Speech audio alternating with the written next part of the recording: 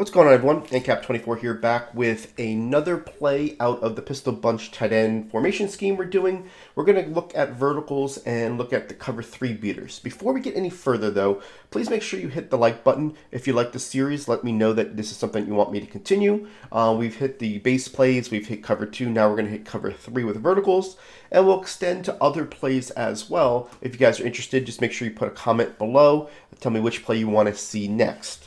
Okay, so let's look at verticals. And this is something I like to go to the short side of the field, and it's going to be great because it's the same setup that we showed you for cover 2, where all we're going to do is take the Miller and move him out to the left-hand side and block a running back.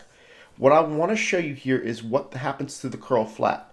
Miller has such a great route that he's going to take the curl flat to the numbers, leaving the X open. So just watch how the player above Evans here, the middle player right there by the numbers, will stay to the middle of the field while we can hit X, right? So it moves to the middle of the field. Now we're throwing it to the X, and we're going to have such an easy catch, right?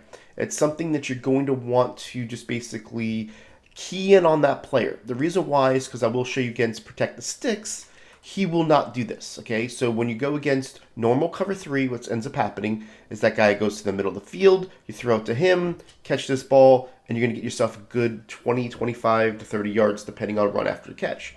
Now, this will work pressed as well. It's a little bit different pressed, meaning that, you're going to have this guy basically be a little bit different of a spot. But what you're going to see is you still have the ability, if you're really trying to throw that ball, you got it, right? It's just a matter of timing it right and being able to throw it against pressed.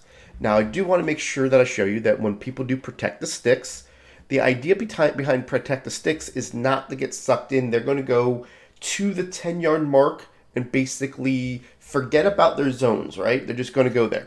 Well, that's not going to help us in what we're looking for here, but you have a nice 1-2 option. The option is that you're going to know that the B is going to get behind everybody because they're not going to drop past the 10 yards. So the first option I like to do is really wait for this B to clear, throw it to him, easy catch. Now, you're going to say a lot of times that's where the user is going to be. And 100%, the user could be there, right? So the second option is basically, if we're going to go ahead and Protect the Sticks, is the tight end. I'd love to have 1-2 options. So let's just put this guy here as the user, and we're going to put him on a mid-read, and we're going to Protect the Sticks, just to kind of simulate that he's going back there, right? So I could put him on man coverage, but I'll just do the mid-read. It's just as simple. You're going to look at the A, right? So you're going to say, I want the B, the user's back there. The A is going to get open, right? It's one of those deals where they're telling them players to play to the 10-yard mark. And what you're going to see here is basically a user has to cover the ability to do both players, right? So he's got to cover this spot here where when we make the break, he's got to be there. See where 54 is? If he's there, he can't be here, right? It's just one of those, look at the distance. And that's what we try to do is create route combinations, 1-2 reads that are far enough apart that the user can't cover them. So you throw it to that player, get up the field, and get yourself easy yards, okay? So that's against Protect the Sticks. That's your cover 3. That's really what I like to do with this play. Now, I do want to show you a couple ways that you can bomb it because, I do like to do that. So let's just go to the right hash mark, and let's start off with basically showing you ways to use bombs. Depending on, if you've got Route Apprentice and whatnot, right? The first thing I want to do is I'm going to block my running back.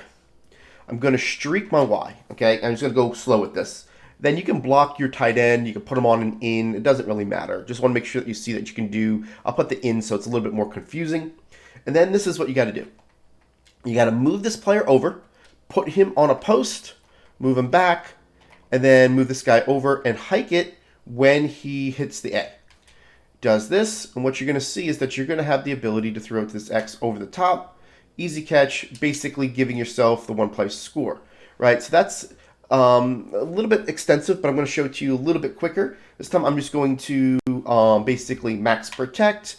Then what I'm going to do is put this guy here, put him on a post, put that Y in a streak, move him over, and then now you're going to see that you can do this pretty quickly if you got it down. And you basically have that ability to use that B route for its advantage, and you're going to be able to throw this ball over the top for the one-play score. Now I'm going to show you a different way that you're going to be on the left hash mark, and this is about a flip concept. A flip concept basically is where we're going to be able to get the route where we want them. And this is a little bit quicker. So what we're going to do is we're just going to move the X over.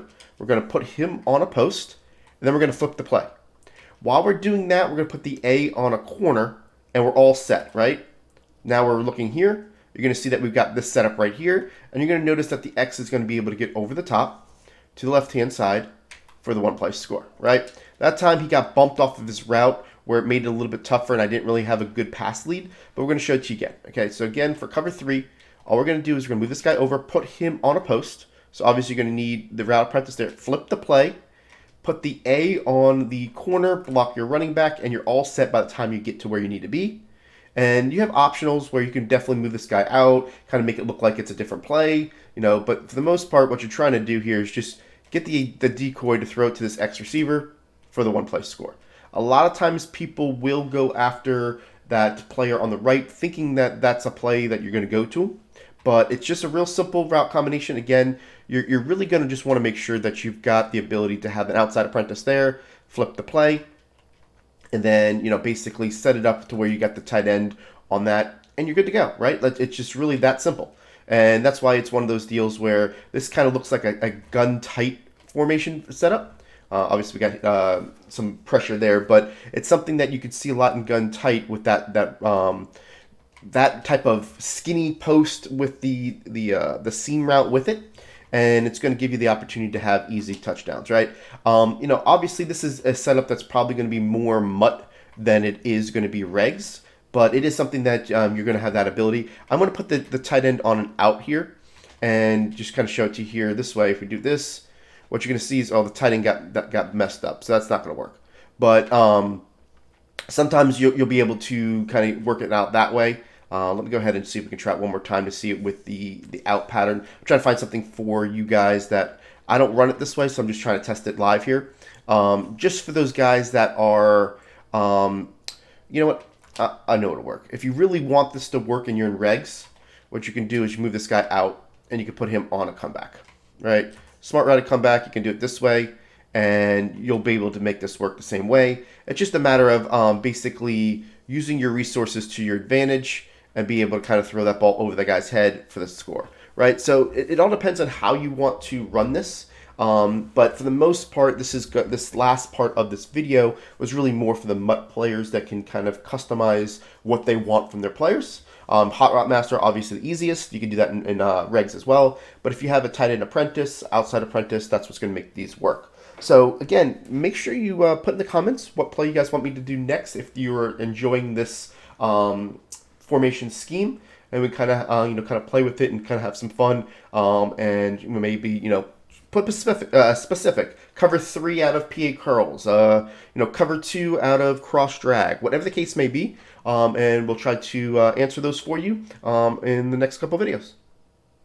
Now, if you like this video, go ahead and hit that subscribe button, and make sure you check out these videos below for the most helpful Madden tips. If you're looking to learn from the best players in the world, head over to www.playbook.gg for the most detailed game plans in Madden.